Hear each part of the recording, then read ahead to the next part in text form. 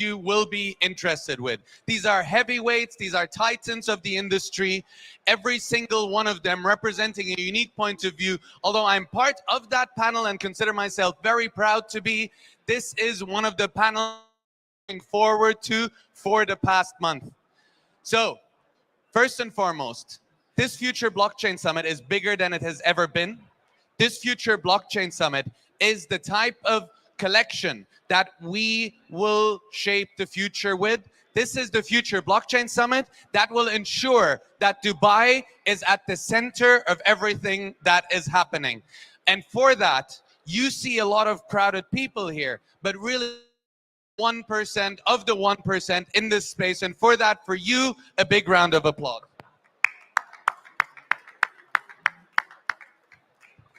I have the honor and the pleasure to share the stage today with titans of the industry.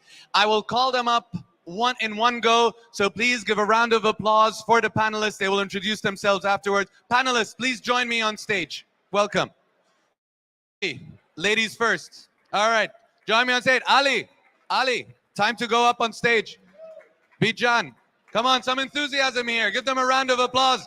These are people that hold billions and hundreds of millions. All right.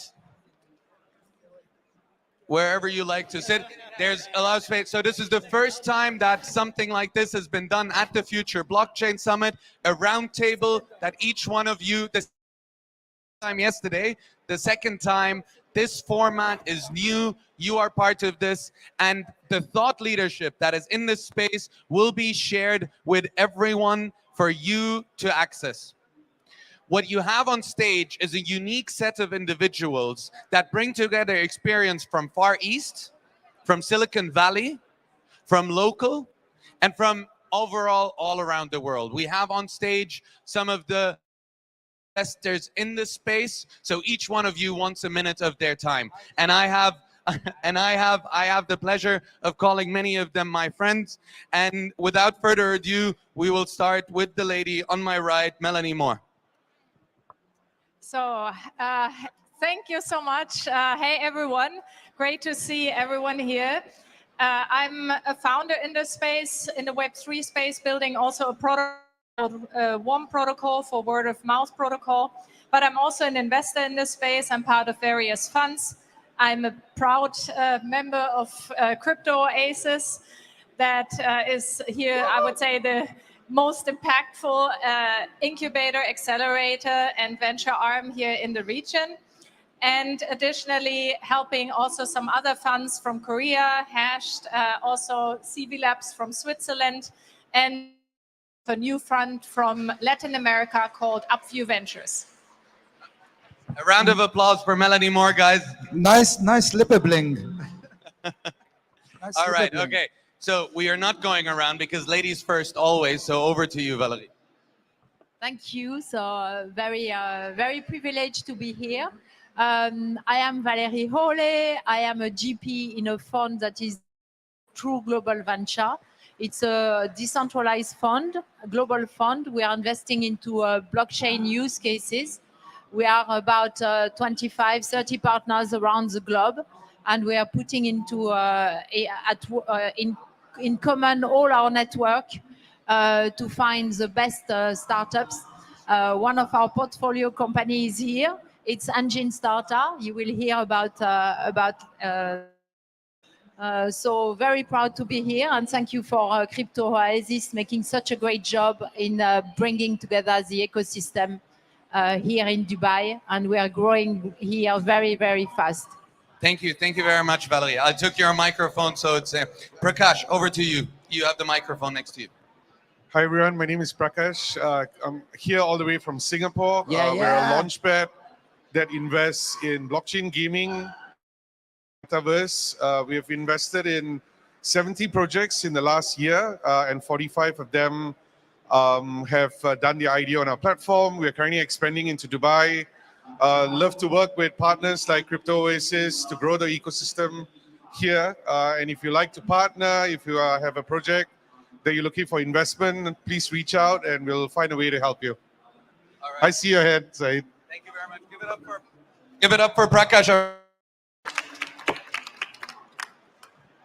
these are all very special people, but to me there's someone extra special here, and you know, we're not going to say who, but give it up for the Bobby Axelrod of crypto, Bijan. Hi, everybody. My name is Bijan. I'm founder of Saqr Capital and also co-founder of Phoenix Group of Companies. We are specialized in a traditional space, which is Bitcoin mining, as well as investing in blockchain technology. We are investing in companies, help them to grow. We are very focused and we are very selective. And I have to say thanks to Gaurav for hosting all of us here. And give it up for Gaurav. He took my... And by the time I think introduction is finished, the time is finished as well. So I just pass it to you. It's okay, so everyone can grab you. All right, so the guy that doesn't need an introduction, the guy that is all of our hosts here, that's bringing all of us together, and the guy that's behind TDeFi, give it up for Gaurav Dubai. Who's the guy again? Always hesitant is taking all the credit behind being TDeFi, because you see these amazing people dressed up in the dress, in the uniform. They are the one making it happen. I actually lost my voice in Singapore 6 days ago. So you can imagine I can barely make things move. They are on spot, on ground, changing things, bringing you together on the agenda. So for them. A round of applause for the TDeFi team. We are TDeFi, a crypto incubator and advisory firm. Recently announced our consultation arm from this very stage. You can find all our amazing projects around you. And yeah, that defines us more than anything. Thank you, Gaurav. The one and only, the man that needs an introduction, the man with the deepest voice in crypto, the man behind City AM. Give it up for James Bowater. Thank you very much, Saqr. Yeah, it's quite deep today. Yeah, so I'm James Bowater. I founded Crypto AM. We were the first mainstream publisher in association with City AM to cover our space 4.5 years ago. The aim, the traditional finance people in the City of London, and we've been doing a good job at that. But outside of this, I'm a founder and an investor. I'm very proud, actually, because I'm in deep in the Dubai ecosystem. So I'm on the board of Shisha Finance, Q9 Capital, and I've brought my own project, Jade City, to Dubai. Outside of that, World Mobile is a passion project that's been 4.5 years, and then Meld as well, which is a banking stack for thank you, James. crypto. All right, do you guys have a microphone over here? Okay, over to you. I wish I could do a great introduction of you. We haven't met just yet and interacted much. That's all right. So I'm actually looking forward to... My name is Dawal Parikh. I'm a fund partner with New Tribe Capital. It's an early stage fund which is based out of Dubai. Sector and check agnostic when it comes to investment. We have done close to 180 plus projects in all the different sectors, which is Web3, GameFi, NFT, DAOs, all together. Lately looking forward to invest in projects which are very technical based, which is IP Web2 to Web3 stacks or Oracle database project. So any of those projects building on this sort of a sectors, we would love to catch up with them in person. All right.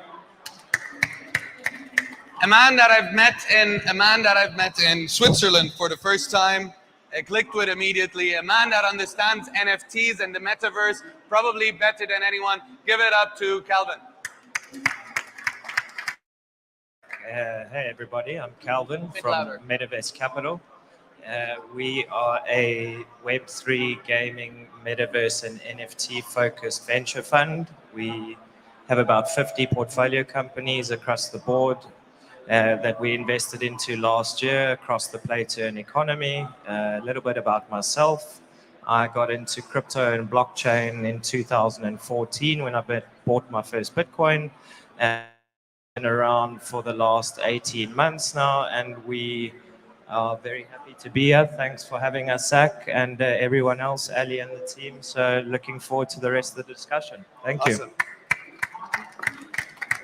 Two old timers, last but very not the least. Ali, a brother, a friend, the man behind the Blockchain Founder Fund, the man that is representing INSEAD all around the world in the blockchain space.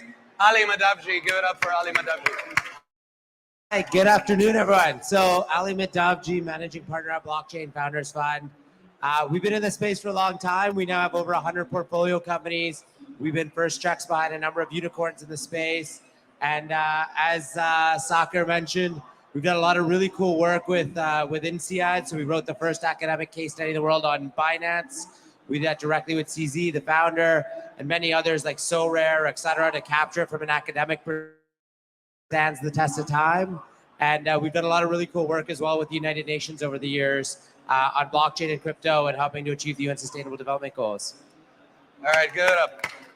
And here the man that, for all I know, was one of the first Emiratis in this space, a man that has quit his normal life and jumped with both feet into crypto before it was actually cool to do so. Give it up for Saeed Al-Darmaki.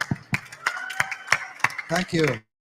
Really good to be amongst close friends here. I think I've either gone into a deal with one of you or worked on a project with one of you before, but it's great to be partners with some of you.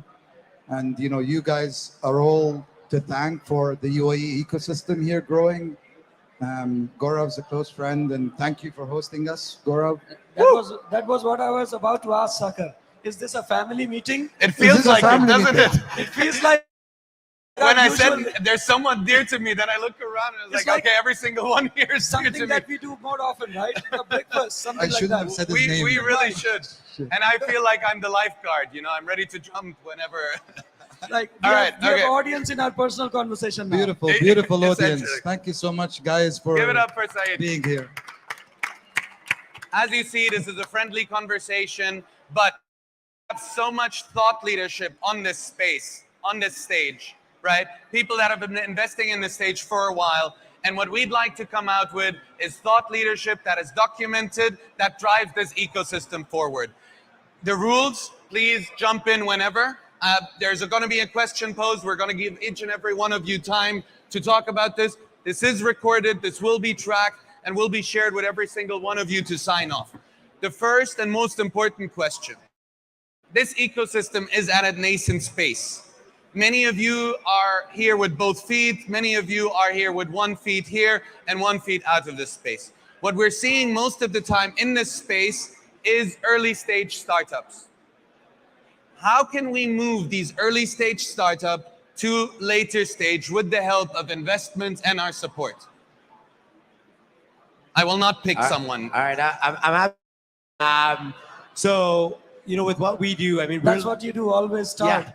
Start first. Blockchain Founders Fund is the first one to jump in. So we have, I mean, we look at about 600 companies a month right now, and we invest in about 2 or 3 a month, right? So we look at a ton of startups every single month. And I think, you know, there's 2 parts of it, right? Like, one part is identifying incredible, meticulous, that are driven, that can go the extra mile and can actually make it, right? But the other part is putting around that right infrastructure and support, right? So whether that's helping to connect them into the right potential partners or something, right? Like even like technical hires or other aspects that are going to help them to open up doors as they start. And then it's, you know, finding other incredible backers that are going to be able to come in and support the capital, because that's in reality, in our opinion, a very small part of the equation. But then to be able to actually bring in, you know, what is that network? What is that expertise? How do they help get attention to this, et cetera, right? So I think that's a big part. And we actually have co-invested with nearly everyone here on stage. So this is a really exciting, and I'm humbled to be actually here, because this is, you know, a really great avenue that can open up any project in nearly doors in every country around the world, right? And that's pretty unprecedented. It is, and thank you for being a part of it. James, over to you. Yeah, I mean, I think the point is nascent industry. What does that mean? It's so early.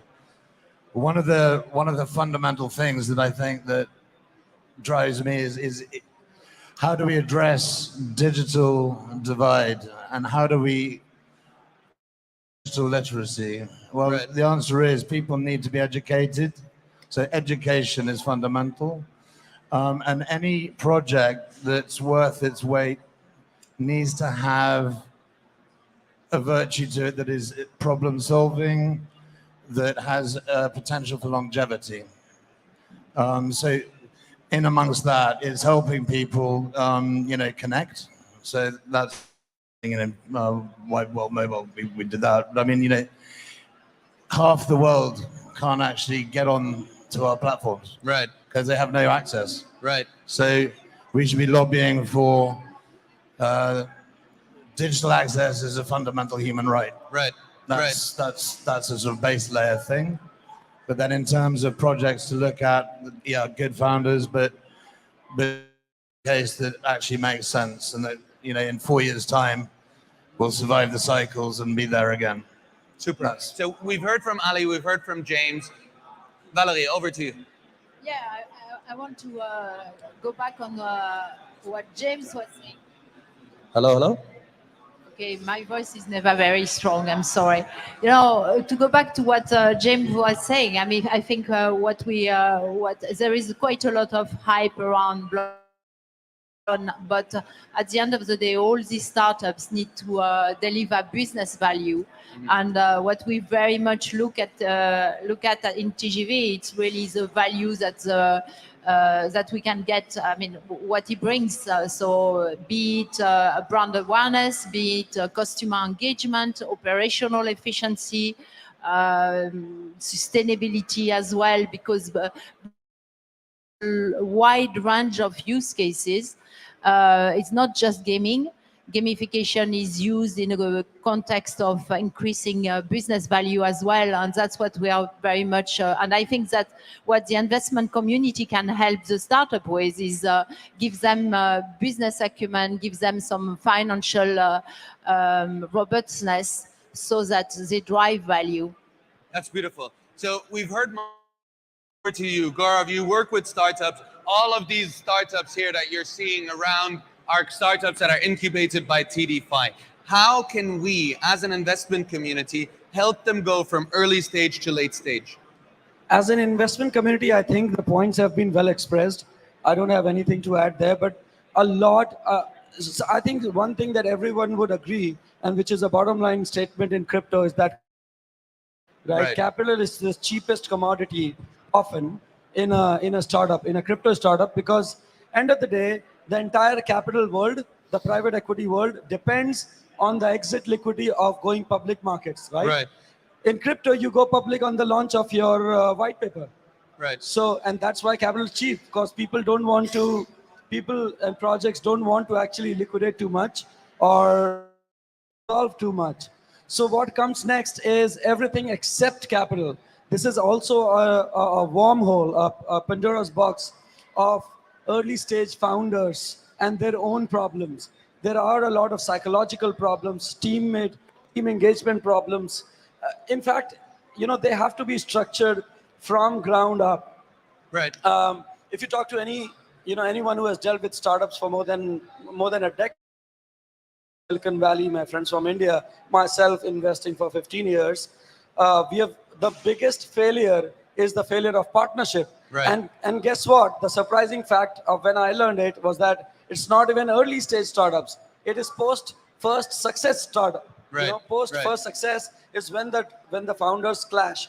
So capital is great. I mean, yes, you guys have been supporting many of others, but there's a lot of other work that a lot of us do. Shisha Finance does, Blockchain Founders Fund does. I'm sure others do as well, but there's a lot of other information, industry specific. And in crypto, the space where we specialize is finance. So you build a business, how do you translate into a smart contract? That has never been done before. Who would do that for you? Who would do that better? Gaurav, you said a lot of great things, but I think you talked about mental health. Do you feel that we play a role in the mental health of a startup we invest in? Yeah, when you invest money on them, you give them the biggest relief. Right. You need to give them a shoulder to cry on, right? But I also want to No, add, but in all seriousness, is that a role that investors should be playing? of course, mental, physical, monetary, all kinds of support you should be giving to startups. No, not all kinds of, but we. Let's not read in between the lines. But, No, but I think so- most important is people, surrounding yourself with the right people, being in an environment where there's helpful people, Right. and that ring of people also connecting you with their people, Well, and then that's really important. And so- having the right people on the team. One angle before I close. Yeah, I'd like to give everyone a chance before we have repeat talk. One speakers. of the important thing is ecosystem. So one of the reasons is to bring new enterprises, but more than that, older pre-incubated companies to talk to themselves. So you'd be surprised, the biggest partnerships have happened amongst our own projects in the last 2 days, Right. rather than outside. So I'll just quickly touch on something on that, right? So when we actually started, we started off as family with our founders. And so actually everywhere we go, we typically have a place where our founders can literally come stay and live with us and eat with us. And in the early days, we'd even have founders come and tell us relationship problems, like mental health challenges, especially during COVID. And it is all critical because at the end of the day, if our founders aren't performing to 110%, it affects all of us, right? Right. Saqr, I think Prakash, to over to you. answer your question in terms of how this maturity can come into this ecosystem, I think what we need to do is have a lot more targeted support, right? Events, but if we don't follow up, there's no real value. The only guys that are benefiting are the event organizers and all the F&B outlets that hosted all the parties, right? But you as an ecosystem builder now play a key role in bringing partners together and making sure that from the matchmaking, it becomes a marriage. Right. And we get a lot of that support from TGV as our investor. They are there with us daily. They're bringing partners, investors. And I feel that we need to now do at an ecosystem stage, right? Otherwise, there's a lot of noise, but the actual value creation is lacking. Interesting point of view.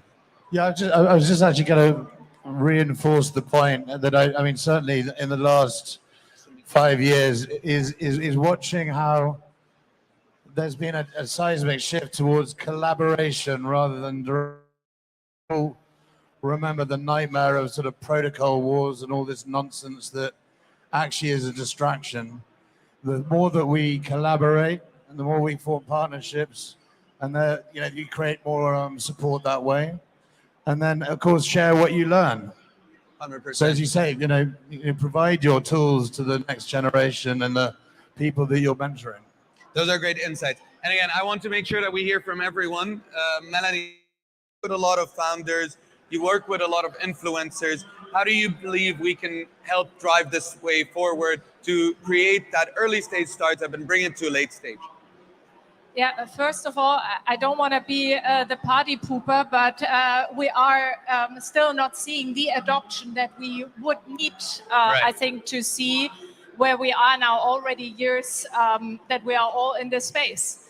I think a lot of investments in this space, which is great, a lot of support.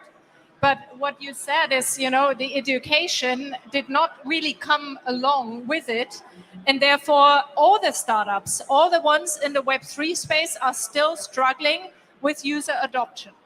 It is still this, that we need to educate even from the basics. What is a wallet? What is a crypto exchange? Why do we have a token? Why is it fluctuating? And these basics, when we're talking about education, I mean, the word alone sometimes already sounds boring. Right. I mean, how to make education fun. And therefore, on the one hand, yes, I think these kind of events and these kind of exhibitions and all of this is one way to go, but we really all have to level up now. There are not many years to come, and we are early stage. We now need really to sit together, all work together, like what Gaurav said. Now that all these brands here, all these founders are already working together. We need to come together now fast, and really come out with plans how to educate, how to get more users on board. Because even the metaverses that are coming in now. I mean, here's Dirk Lütke. I want out for Upland. because he at least has already 3 million users on the platform. Right. And this is, where we need to applaud and where we need to get out and need to see, okay, how did he do that? And how can we now all work together to get more users on board, to get more education out and in a fun and entertaining way? So education, user adoption at the center. Calvin. Thanks for that. Yeah, Speak up. very much aligned with what I think, the big elephant in the room, Melanie, which you just mentioned, is the use case topic, which I think is being very much neglected by a lot of people in the space. And, we often go through these hype cycles and, everyone is running around saying, oh, we have a crypto project that we raised 50 million for, and we did a valuation of this, and we've got X amount of users. But, the truth of it be told, few of these blockchain projects have been commercialized properly in the last 10 years in the space. And I think that is something that, as we've all said, we're looking at education, we're looking at working more closely together in terms of incubation and facilitation of this educational process for these early stage founders. Like, how do these guys take a project to market? Ali and I have at length discussions about this. What are the best strategies to implement to give early stage developers and founders the best chance to take a project to market? And I think this is a big problem that we're facing in the space right now. Right.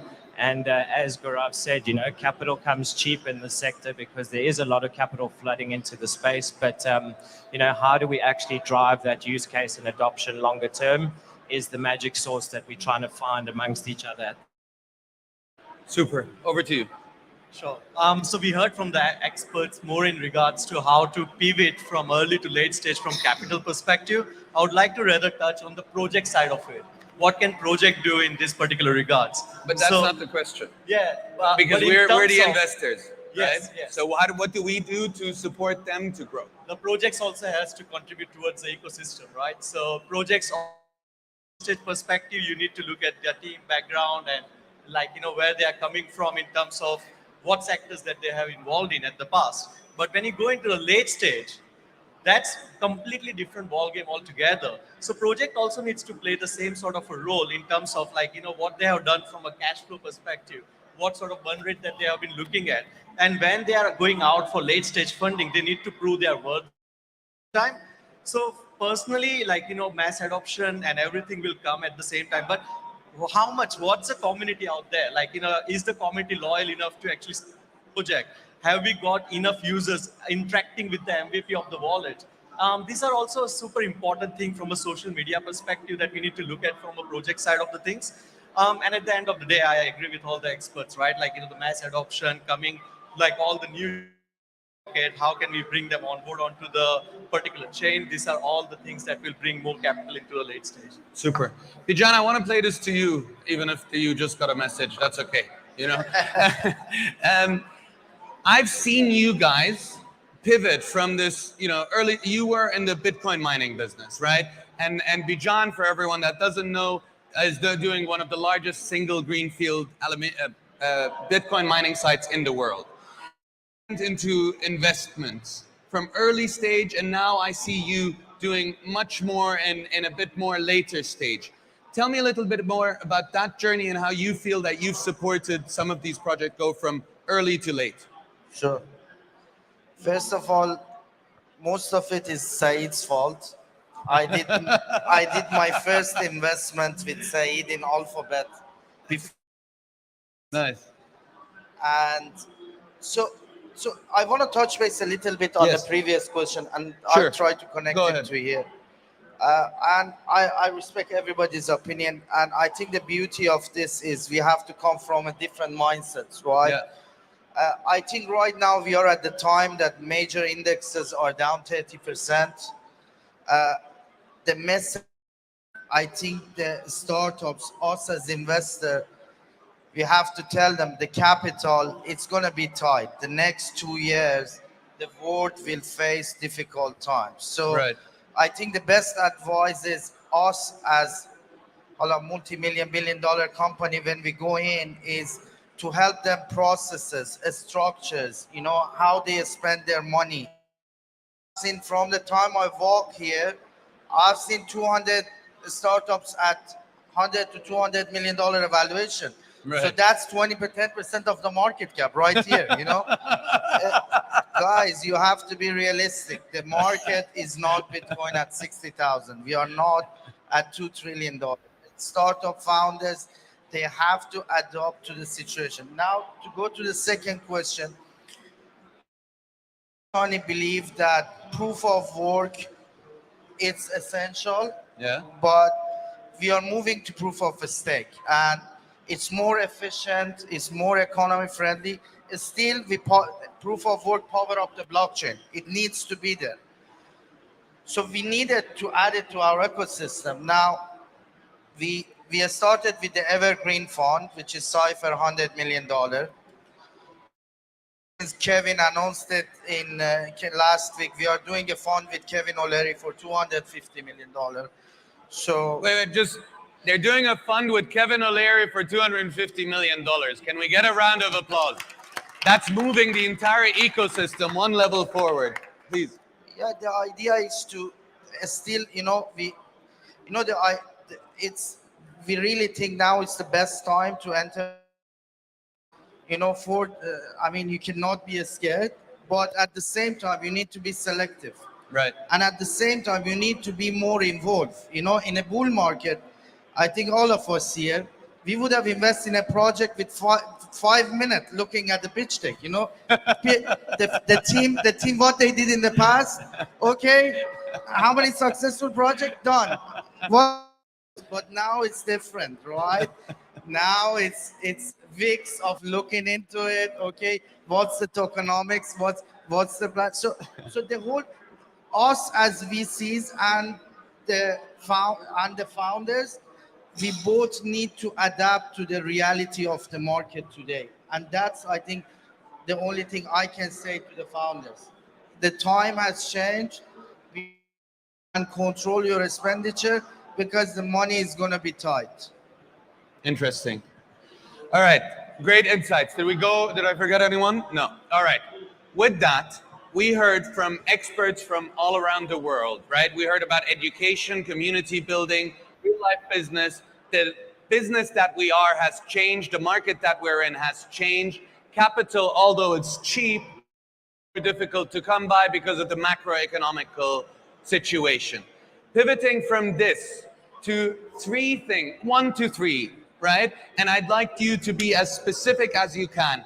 Best practices for investing. As for example, Bijan alluded to, you shouldn't invest into something because you looked at it for 5 minutes, right? So I'd like to start, and I want to start from Prakash and just go around, right? Of essentially, Prakash, you as Indian starter, you're a launch pad, you see startups, you invest yourself as well. If there was 3 best practices or 1 or 2 to share, what would they be? So one, please. Leave some for us. Okay? Yeah, one each. One each? All right, that needs even more thinking. So 1 each. Yeah, so for us, it's always money plus plus.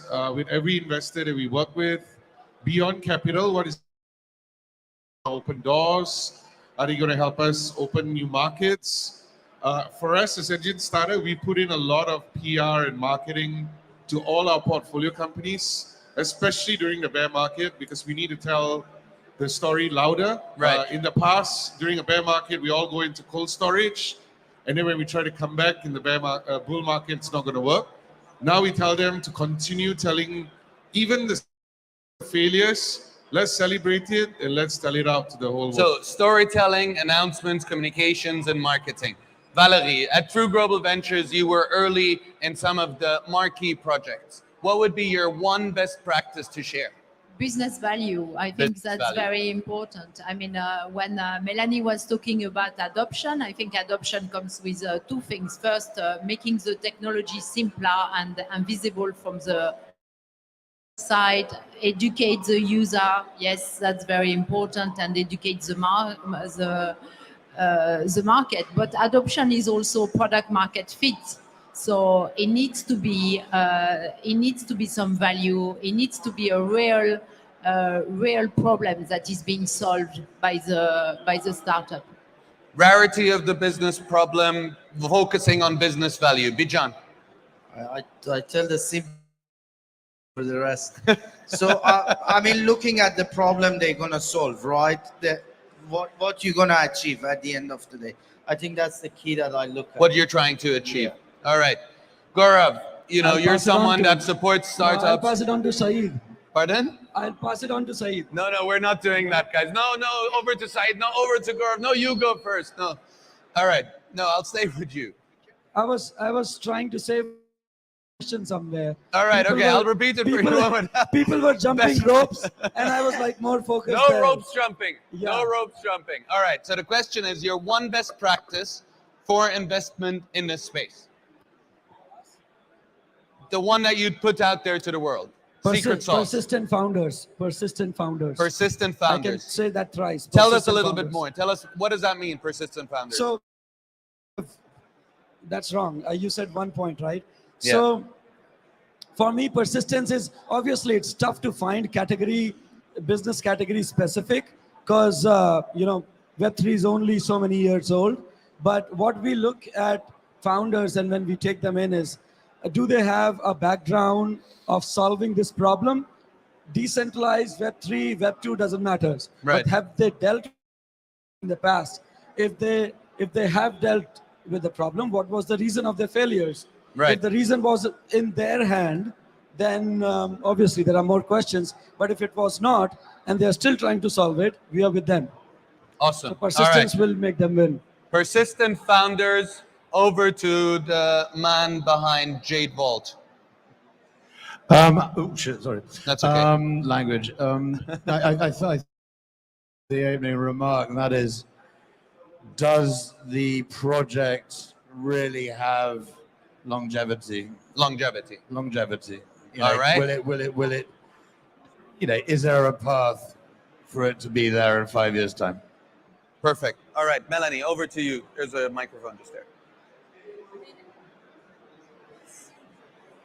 Yeah.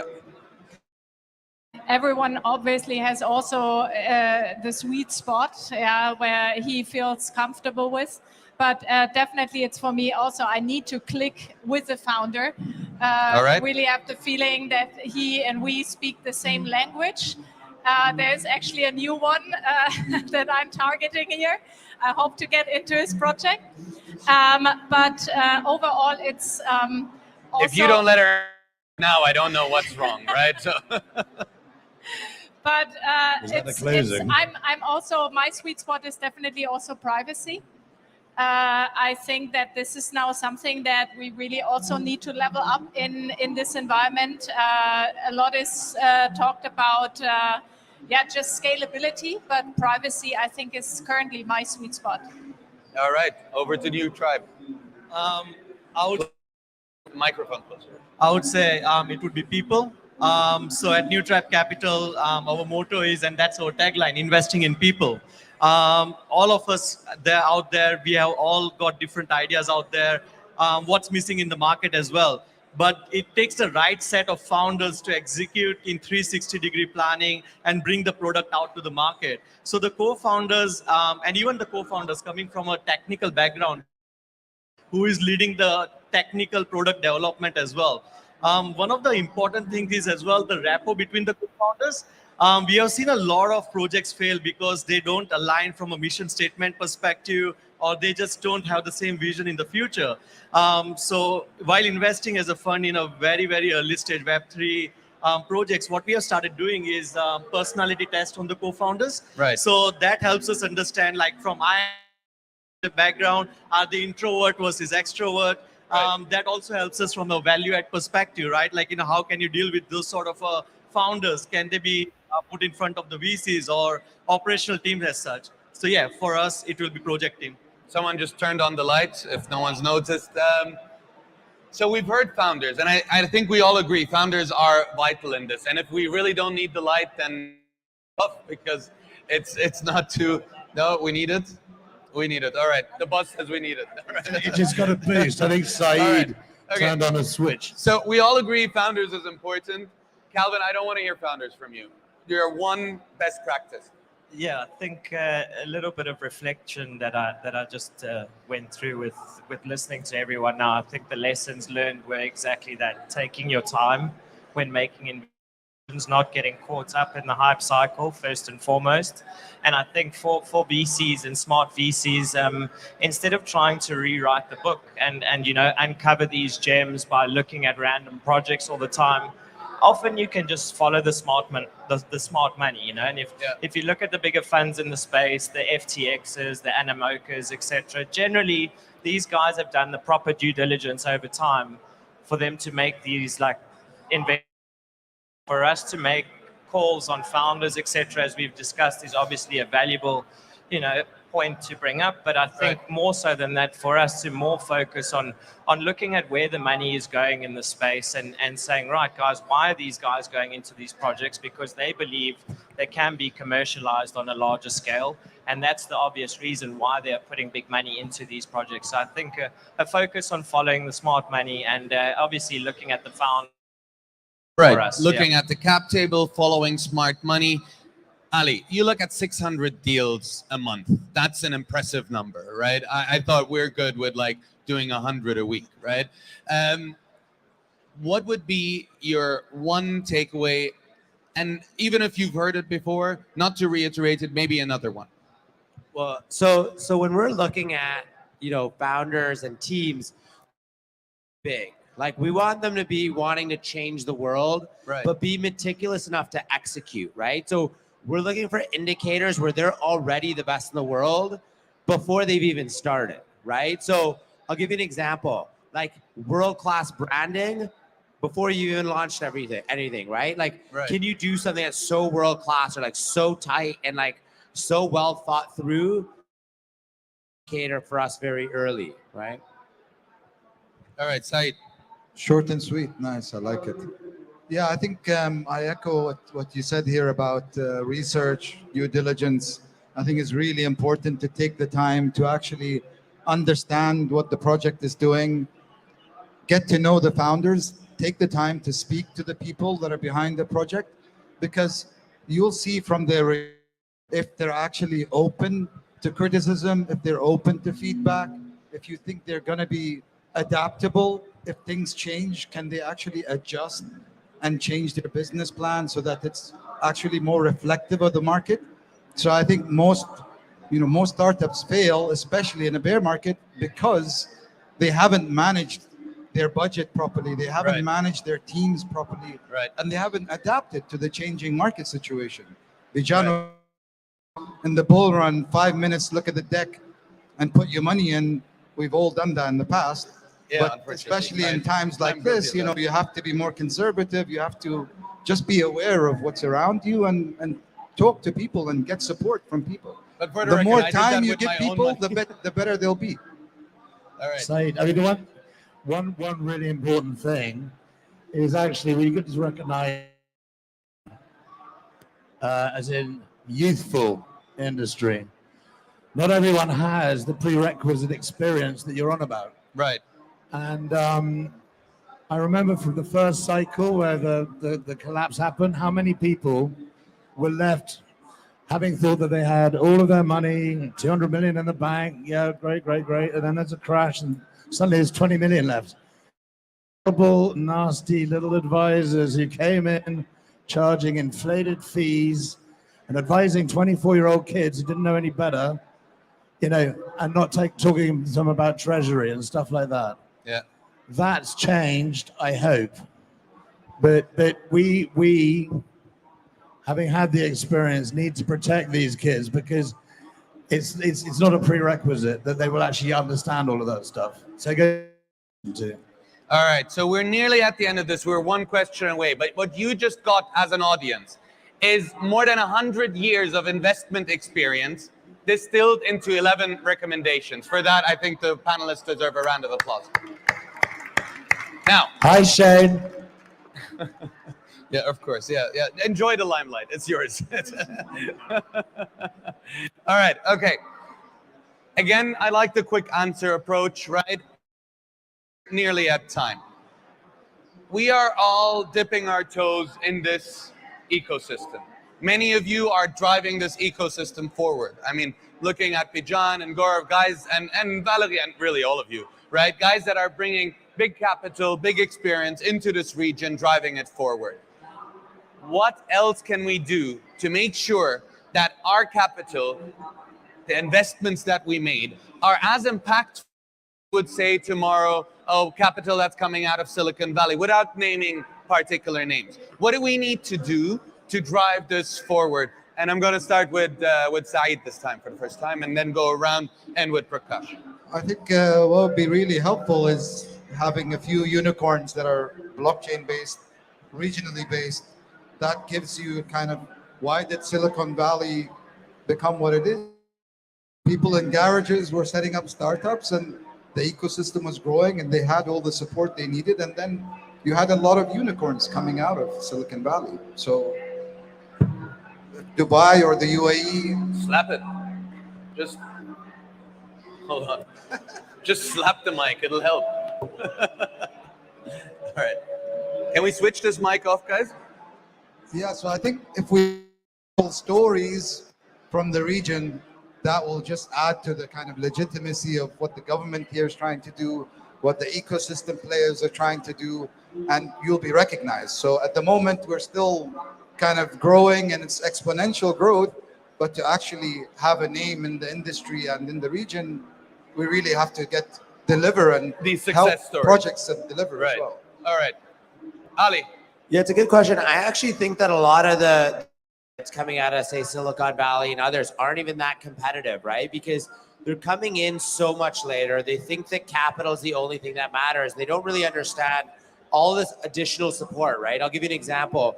We have 350 experts that support our companies across every aspect of scaling a business. We have 140 corporate partners that help provide millions of dollars in benefits to our startups, right? It's like these things that are helping to move the needle. I mean, every single week, we have project plans, every single company across operations, marketing, tech, finance on a week-to-week basis. Like, we know our companies inside out, and we're helping them to scale and drive forward.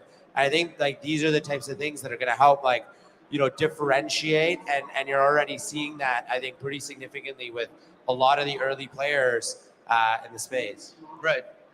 Calvin, how do we ensure that the local becomes more, you know, sought after, let's say?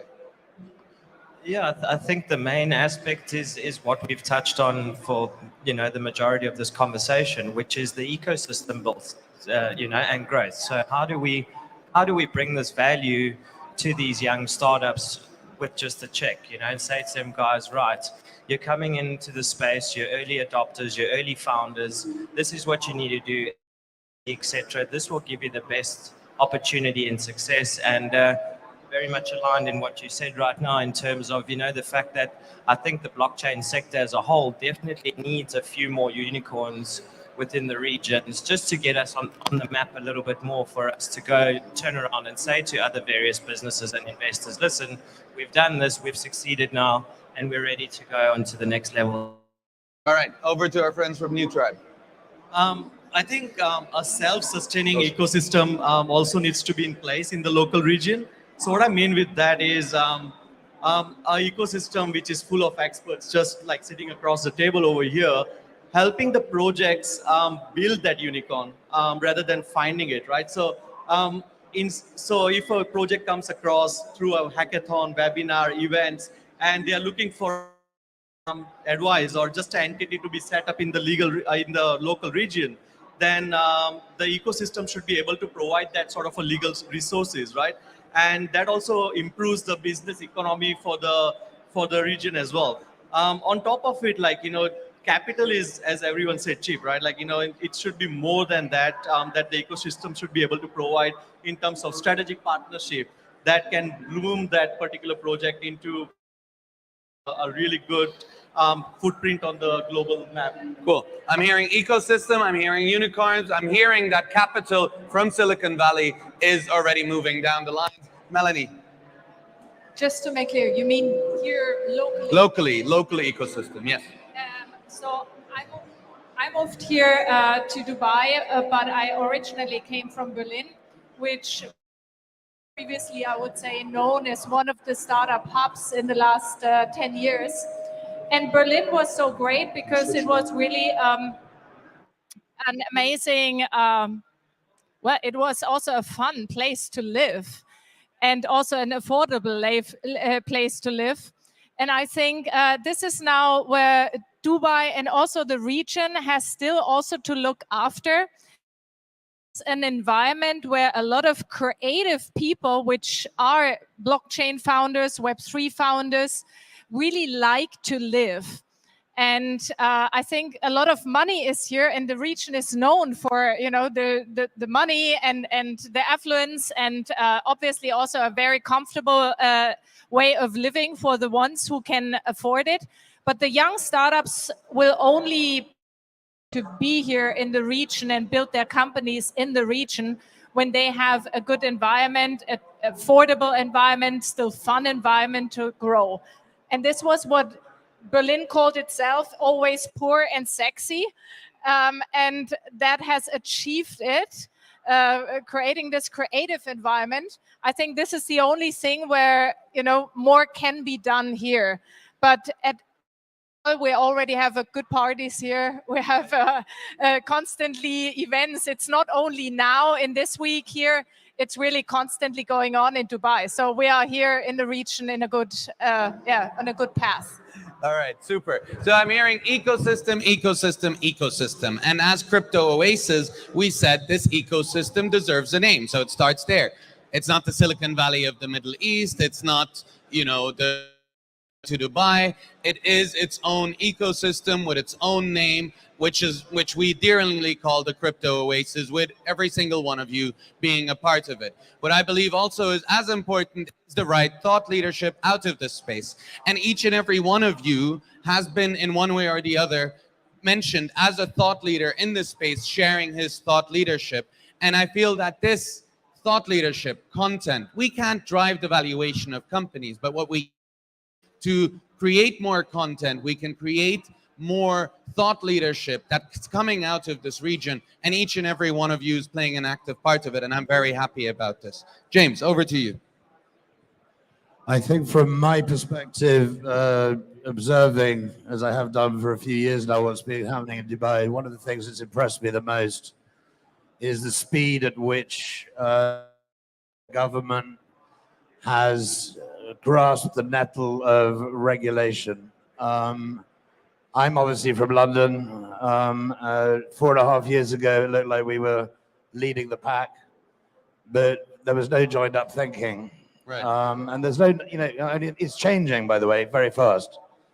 But what I love about the creation of Vara is to the community to get the advice to make it usable and not, you know, so in other words, we ran a panel in London saying educating the grown-ups in the room. Right.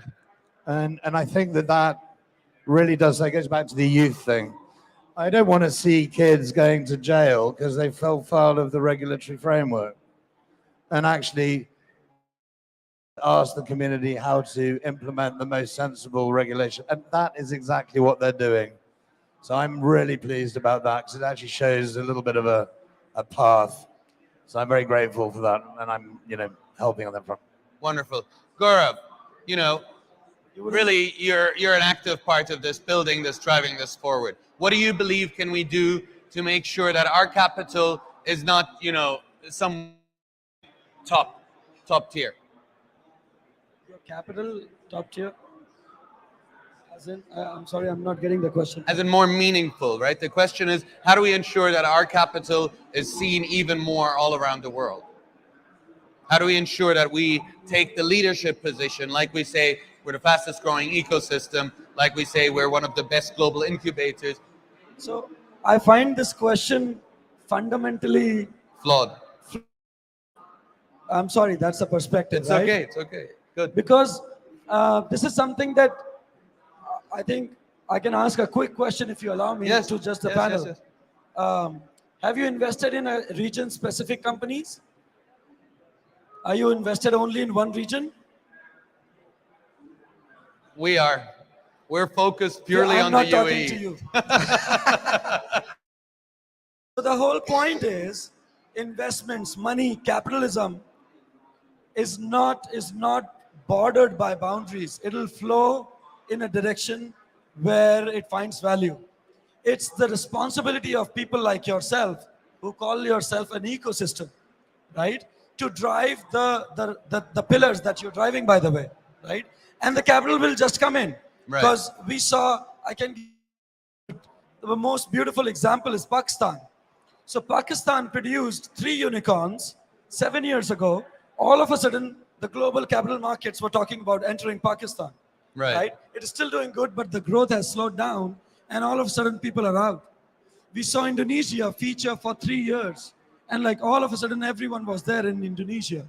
So that has kept happening. India is taking over 10 years, global capital flowing into India, and it keeps flowing in, right? A classic example is just about a year ago, the global capital was flowing into crypto of India. And Right. all of a sudden, a statement from the regulator changes and there's a halt. So capital, I don't think you need to bother about capital at all. Capital will move as and when value is created. Upon is the rest of the things. Get them regulations, get them bank freaking accounts that you don't have here, right? Get them. Don't say that. We have bank accounts. Everyone has bank accounts. You're very, very privileged. And yeah, just facilitate them. Bijan, Saqr Capital, Vineet, he expressed yesterday on the roundtables that they've created a whole space for startups to come and collaborate together. Right? That's what they want. They don't have the money to pay when they step into Dubai, right? It's a very expensive place. So they need that. They need a cohort. They need a setup where they can cross-collaborate, get the right capital, get the right access. So that's the infrastructure we need. Awesome. And over to someone that's playing an active role to making this place a center of the world, building the infrastructure, bringing the capital. I mean, in a sense, I agree. But I think Saqr question was more on a base that how we basically, they prefer Middle East capital over a Silicon Valley capital. Ecosystem, everybody said it. I agree with him 100%. I think we are sitting in a very unique region right now. Right. So the initiative and incentives from government, from Abu Dhabi, from Dubai, it's make it very favorable to come and establish their base of operation here. We have a talent from India, from Pakistan, which is 20% of the price of US market. So that helps the projects that they can build more efficiently here.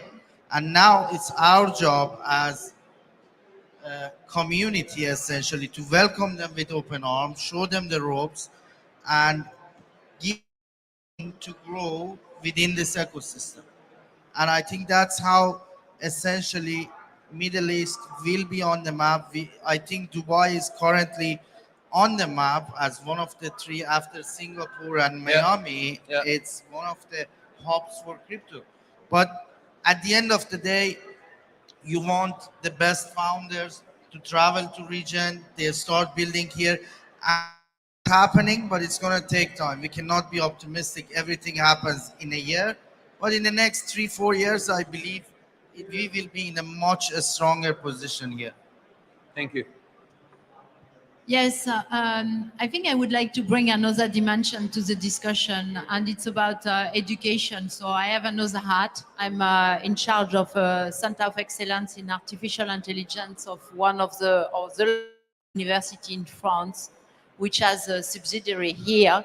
And we are trying to build talent, internal talent, to grow internal talent to the region, because this region is very good at attracting talent and many other things from elsewhere, but we're also trying to grow it from internally.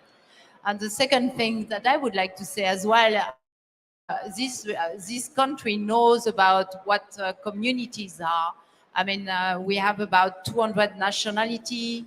We know what support system means, and I think that's we know what ecosystems are. And we are very good at building that, and that's why I think we have attracted a lot of capital. We have developed an ecosystem in terms of startup, attracting internally, growing them internally. So I think we're in a very good position in this region to be the next Silicon Valley. Beautiful. Prakash, last but definitely not least, someone Yes, that's recently moved from or set up here in Dubai.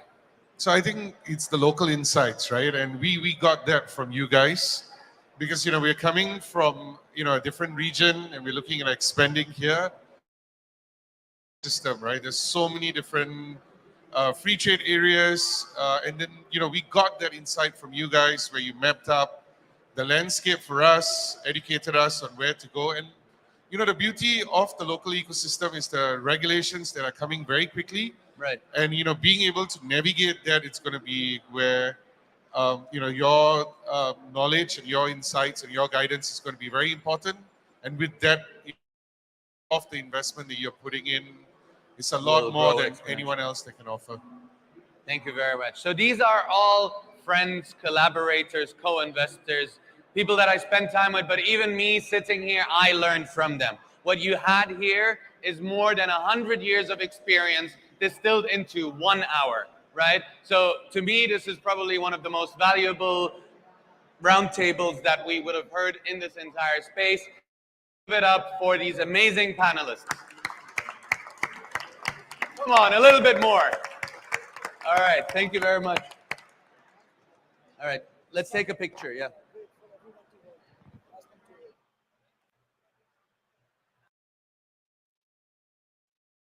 Picture first, and then there's gifts coming, it seems.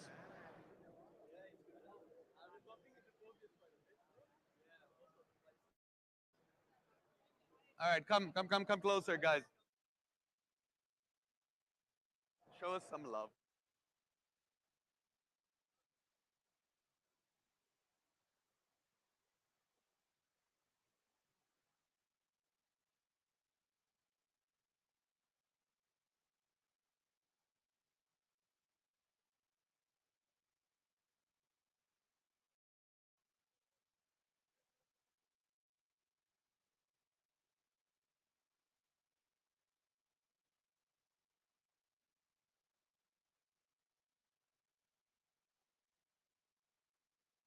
Give me the mic. All right. So I saw Hollywood superstars do this. And, I dreamt of doing this. And they do these selfies with everyone behind them. So, all right. To take a selfie with everyone here in the background behind it. All right. Let's see if that works. No? Come on. All right. Can we get in here? Can we get the audience in here as well?